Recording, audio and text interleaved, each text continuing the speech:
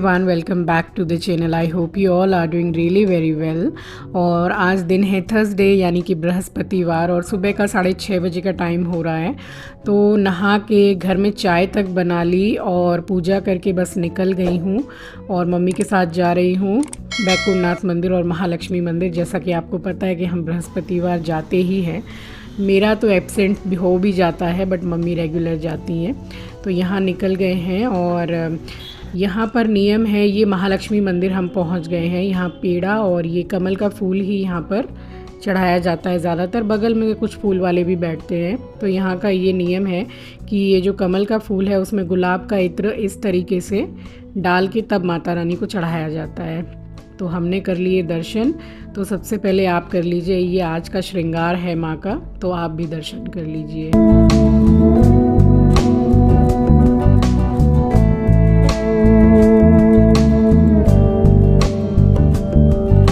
और माता रानी के दर्शन करने के बाद यहाँ सीधे आ गई हूँ मैं बैकुंठनाथ मंदिर। तो यहाँ जैसे कभी कभी हम लोग को आरती नहीं मिल पाती है, रीज़न ये है कि कुछ ज़्यादा ही जल्दी हम लोग आ जाते हैं तो दर्शन करके निकल जाते हैं। और आज थोड़ा ट्रैफिक वगैरह भी था तो आज चलिए लेट हुआ मगर बहुत अच्छा हुआ। दोनों ही माता रानी भगवान दोनों की आरती मिली हमें। तो यहाँ भगवान जो माला पहने रहते हैं वही उतार के जैसे श्रद्धालु जो आते हैं देते हैं पंडित जी, क्योंकि चढ़ावा बहुत चढ़ता है, बहुत फूल मालाएँ आती हैं। तो एक मम्मी को एक मुझे दी।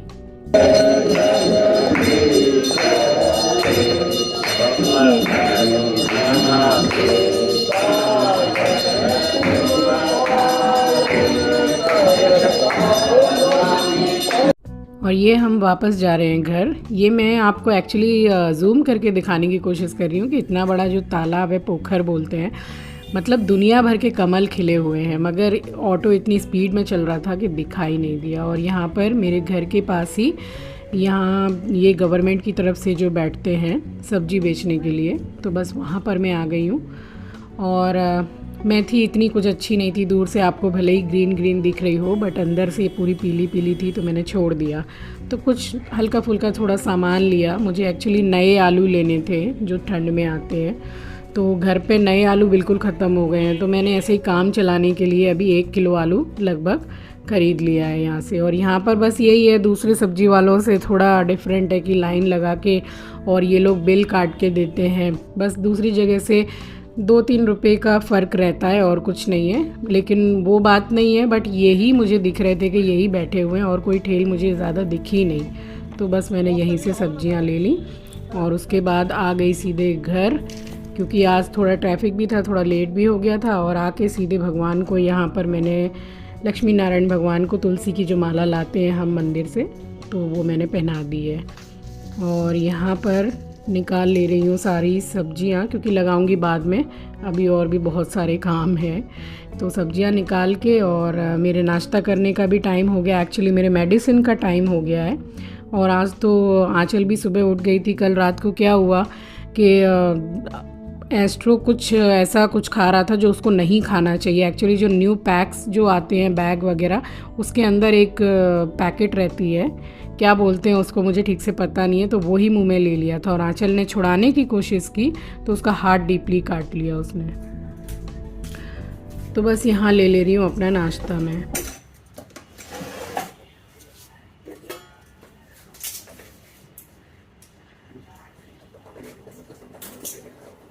अब आ गई हूँ मंदिर से वापस और माला पहना दी है भगवान को। तो यही सब सब्जी वगैरह लाई हो, वो वाले जो रहते हैं सुपल बांग्ला बोलते हैं उसको, जो गवर्नमेंट की तरफ से बैठते हैं सब्जी वगैरह बेचने के लिए। तो वहाँ क्या है कि लाइन लगा के लेना पड़ता है, बाकी से थोड़ा सा रेट हल्का सा कम रहता है। तो आज उसके पास में पालक भी इतना अच्छा नहीं था और मेथी भी पीली पीली पड़ रही थी, तो मैंने ली नहीं। तो बस ये थोड़ी सी सब्जियां ली है और अभी दवाई मैंने खा ली है और पहले करूँगी नाश्ता। और ये लोग तो अभी सब सो रहे हैं, एस्ट्रो उठा हुआ है। अभी मैं आई तो आंचल भी उठी हुई थी। तो बस अभी जाके सबसे पहले अपना नाश्ता करूँगी मैं। और आज इतने अच्छे दर्शन हुए हैं ना, इतने बढ़िया दर्शन हुए हैं। और जैसा मैंने आपको दिखाया तो बहुत अच्छे दर्शन हुए। और मैं पिछले बिस्किट को तो मैं जा भी नहीं पाई थी क्योंकि रात में इतना लेट जो सोई थी, एडिटिंग वगैरह एंड ऑल, और सर्दी वगैरह हो रखी थी। तो इस बार गई तो वहाँ मतलब जाते हैं तो हम लोग कंटिन्यू जाते हैं। पंडित जी भी पूछते हैं कि आप पिछली बार आए नहीं, क्योंकि हम लोग इतने सालों से मतलब जा रहे हैं ना। और अभी नाश्ते में ले रही हूँ ये रोटी जो बची हुई है रात की वो, और मेरी करेले की सब्जी। तो थोड़ी लूँगी, बाकी रख दूँगी, फिर बाद में खाऊँगी।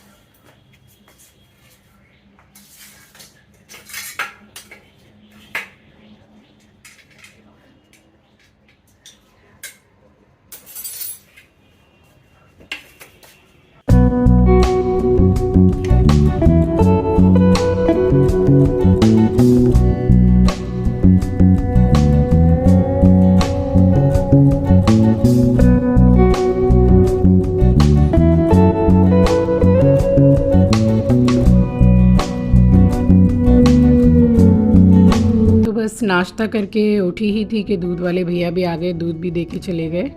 तो पैकेट धो के फ़िलहाल अभी किचन में ही रखी हुई है। और यहाँ बना ले रही हूँ मैं, आज दोपहर में बनाऊँगी हरी प्याज आलू की सब्ज़ी। बड़ी अच्छी बनती है, सोबर सिंपल है और बहुत ही इजी वे में दिखाऊँगी आपको बाद में। और आज बनाऊँगी गोभी आलू और पनीर के पकौड़े। बस अभी थोड़ी देर में ही आपको रेसिपी मिल जाएगी।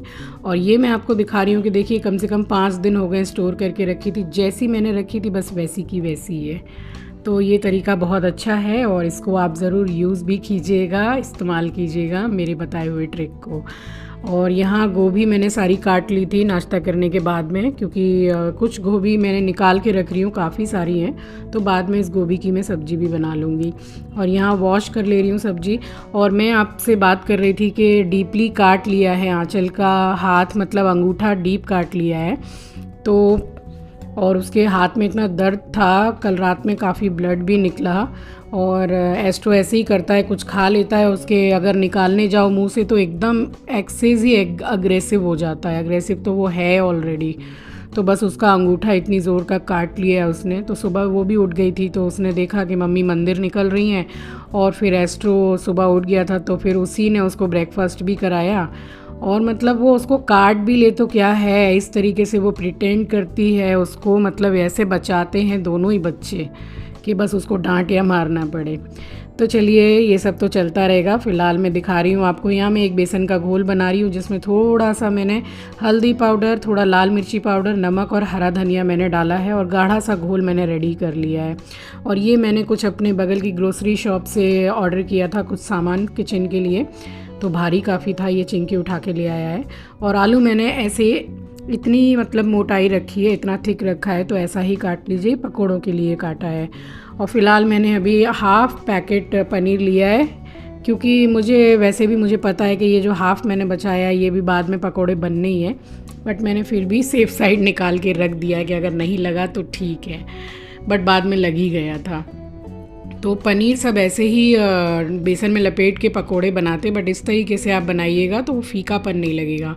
हल्का सा हल्दी, थोड़ा सा लाल मिर्ची पाउडर और थोड़ा सा नमक ऐसे मिक्स करके, और आलू भी ऐसे ही हल्दी, लाल मिर्ची पाउडर और थोड़ा सा नमक हिसाब से डालिएगा, क्योंकि बेसन में भी नमक है जो हमने घोला है। और यहाँ थोड़ा सा मैंने डाला है तंदूरी मसाला, और आप पाव भाजी मसाला भी डाल सकते हैं, इससे टेस्ट बड़ा बढ़िया आता है। तो ये मैं जो गोभी के पकोड़े बनाती हूँ ये बिल्कुल डिफरेंट स्टाइल हैं, आप ट्राई ज़रूर कीजिएगा। गोभी छोटी साइज़ में काटी है, हल्दी, हरा धनिया और हरी मिर्च एकदम बारीक कटी हुई मैंने चिल्ली कटर में की है, नमक और हींग थोड़ी सी ज़्यादा इसमें अच्छी लगती है, टेस्ट काफ़ी अच्छा आता है इसका। तो बस बेसन अभी 2 से 3 बड़े चम्मच मैंने डाले हैं, और इसमें आप देखिए मैंने पानी नहीं डाला क्योंकि मैंने इसको वॉश कर लिया था, तो वो पानी भी इसमें है। बहुत से लोग जैसे गोभी को मिला के और मसाला मिला के और डुबो के उसमें बनाते, वैसे भी बनते हैं, बट ये वाला आप ट्राई कीजिएगा, ये बहुत टेस्टी लगता है, एकदम कुरकुरे बनते हैं। यहाँ मैंने मिलाया था बट मुझे लगा थोड़ा सा बेसन कम है, तो 2.5 चम्मच मैंने फिर से बेसन डाला है, और बिल्कुल एकदम लपेटा हुआ जो गोभी में होता है बेसन और मसाला, ये बिल्कुल वैसा ही बन के रेडी होगा। और एक एक करके आपको फ्राई करने की ज़रूरत नहीं है, बाद में आप देखिएगा मैं किस तरीके से फ्राई करूँगी, एकदम ईज़िली, और एकदम कोई सेव करके नहीं करना है कि एक एक ही डालना है। आप देख सकेंगे बाद में वीडियो में। तो यहाँ गोभी का भी मैंने पूरा रेडी कर लिया है, तो क्लीनिंग करके और उसके बाद में बस ये जो बेसन घोला था उसमें मैं नमक डालना भूल गई थी, तो अब यहाँ पर मैं नमक इसमें बैलेंस कर रही हूँ। तो बस यहाँ पर सारा ही सामान रेडी हो गया है और एक तरफ अब चढ़ाऊँगी कढ़ाई। तो इस कढ़ाई में ही मैं ज़्यादातर सब कुछ फ्राई का बनाती हूँ और मैं सरसों तेल में ही पकोड़े बना रही हूँ। और रिफाइंड में भी आप जिस ऑयल में बना सकते हैं। सरसों तेल में टेस्ट काफ़ी अच्छा आता है और मैं तो इसी में ही बनाती हूँ सब कुछ। तो ये देखिए तेल गरम हो गया था और कितनी इजीली मैं इस तरीके से पकोड़े डाल रही हूँ और सब एक एक हो जाएंगे। तो बस इसको उलट पलट करके और इस तरीके से जैसे फ्राई करते हैं नॉर्मली, और बिल्कुल फुल फ्लेम पर फ्राई कीजिए, क्योंकि गोभी का साइज़ मैंने जो रखा है उसको आपको स्लो गैस पे या मीडियम गैस पे रखने की कोई भी ज़रूरत नहीं है। तो इस तरीके से ये देखिए यहाँ पर गोभी के बन गए हैं। तो बस एक एक करके 3 टाइप के मैं पकोड़े आज बना रही हूँ। तो एक एक करके मैं सारे ही बना लिए थे मैंने, और अभी गोभी के निकाल के उसके बाद मैं बना रही हूँ पनीर के पकोड़े। और ये पनीर के कम पड़ गए थे, मैंने हाफ़ पैकेट लिया था तो जो बचा के रखा था फिर बाद में वो भी बना दिया था मैंने। तो इस तरीके से अगर आप पनीर के पकोड़े बनाते हैं तो कई जगह आपने खाए होंगे, अंदर का जो पनीर रहता है वो बिल्कुल थोड़ा हल्का सा फीका लगता है, तो इससे वो बिल्कुल भी नहीं लगेगा, चटपटा फ्लेवर आता है और बड़े बढ़िया लगते हैं। और बना के ट्राई ज़रूर कीजिएगा। और ये सब जो फ्राई रेसिपीज़ हैं, पकोड़े हैं, पराठे हैं, पूड़ियाँ हैं, भटूरे हैं, तो ये सब तो ठंड में खाने की ही चीज़ें हैं। खाने वाले गर्मी में भी खाते हैं, बट गर्मी में इतना हैवी ठीक नहीं रहता है। और पनीर के बनाने के बाद यहाँ मैंने डाल दिए आलू के पकोड़े। इसको भी आप मतलब हाई फ्लेम में ही पका सकते हैं, क्योंकि आलू का साइज़ काफ़ी मोटा नहीं है, तो जल्दी ही पक जाएंगे। और नए आलू हुए तो वो और भी जल्दी पक जाएंगे। तो यहाँ बन गए थे सारे पकोड़े और मैं करके आपको दिखा दे रही हूँ 2 टाइप से प्लेटिंग। 2 टाइप से यानी कि मैं तो ऐसे ही पसंद करती हूँ, बट बच्चे थोड़ा पसंद करते हैं कि पकोड़ों के ऊपर ज़रा पेरी पेरी पाउडर या गरम मसाला या चाट मसाला डाल के आप खाइए, वैसे भी खा सकते हैं। तो ये है मेरी आज की विंटर स्पेशल पकोड़ा प्लेट, और पनीर के पकोड़े, गोभी के पकोड़े और ये रहे आलू के पकोड़े। विंटर स्पेशल पकोड़े वाली थाली विथ हरे धनिया की चटनी एंड टमाटो केचप। और यहाँ मैं आपको शो कर रही हूँ कि ये जो पकोड़े हैं इस पर मैंने गरम मसाला और चाट मसाला डाल के मिक्स किया है, तो ऐसे भी ये बहुत अच्छा लगता है। और ये था पेरी पेरी पाउडर, जो किसी भी ग्रोसरी शॉप में बहुत ही ईजीली मिल जाता है। तो यहाँ वही प्लेट मैंने चिंकी को दे दी थी, और चिंकी की ही मतलब चिंकी ने ही बोला था 2-3 दिन से कि हल्की ठंड आ गई, अभी तक पकोड़े नहीं बनाए आपने। तो बस पानी देने आई थी तो एक पकौड़ी मुझे भी खिलाई उसने, तो बस मुझे भी टेस्ट लग गया, तो मैंने बोला कि चल अब एक और खिला मुझे। तो बस वही उसने एक और मुझे खिलाया, और फिर उसके बाद जाके मैंने सारे ही पकोड़े फिर बना लिए थे। और फिर थोड़ा सा एकदम ऑयल बचा था वही पकोड़ों वाला, तो उसी में मैंने हल्का सा जीरा डाला है। जीरा तड़क गया है तो बस उसमें थोड़ी सी हल्दी डाल दी है, और जो आलू और हरी मिर्ची और टमाटर जो काटे थे उसको हल्का सा भून के उसके बाद हरी प्याज डालूंगी इसमें। बस इसमें और कुछ भी डालने की ज़रूरत नहीं है, नमक डाल के और ढक दूंगी स्लो गैस पर, और 5-10 मिनट में ये सब्ज़ी रेडी हो जाएगी। और आज सब्ज़ी खरीद रही थी तो वहाँ से ज़रा संतरे मिले अच्छे ऑरेंज, तो उसने बोला कि ले जाइए भाभी, मीठे हैं, तो मैं 4 पीस वो भी ले आई थी। तो बस यहाँ सारा काम हो ही गया था। तो फिर यहाँ बालकनी में ज़रा धूप में बैठी थी तो संतरा खा रही थी, तो एस्ट्रो भी आ गया। और जो डॉगी होते हैं उनको सिट्रिक फ्रूट्स जो होते हैं वो बिल्कुल मना होते हैं, डॉक्टर ने मना किया है कि कभी भी सिट्रिक फूड या लेमन वगैरह की चीज़ें इनको नहीं देना। अब वो बेचारा बैठा हुआ है कि मम्मी खिलाएगी, मगर मैं कैसे खिलाऊं इसको। कई बार तो प्लेट के सामने भी आया, मैंने हटा लिया है मगर उसको मैं कैसे बताऊं कि भाई मैं तुझे नहीं दे सकती हूँ अभी। तो बस वो वैसे ही परेशान है, उसको नहीं मिल रहा था। तो चलिए आज का वीडियो फिर काफ़ी लंबा हो जाएगा, आ गई हूँ इसी के साथ इस वीडियो के एंड पर। उम्मीद करती हूँ वीडियो आपको पसंद आई होगी तो एक लाइक कमेंट एंड शेयर ज़रूर कीजिएगा। मिलती हूँ आपसे अगले वीडियो में। Till then take really good care of your self. अपना ख्याल रखिए, अपनों का ख्याल रखिए। Thanks for watching.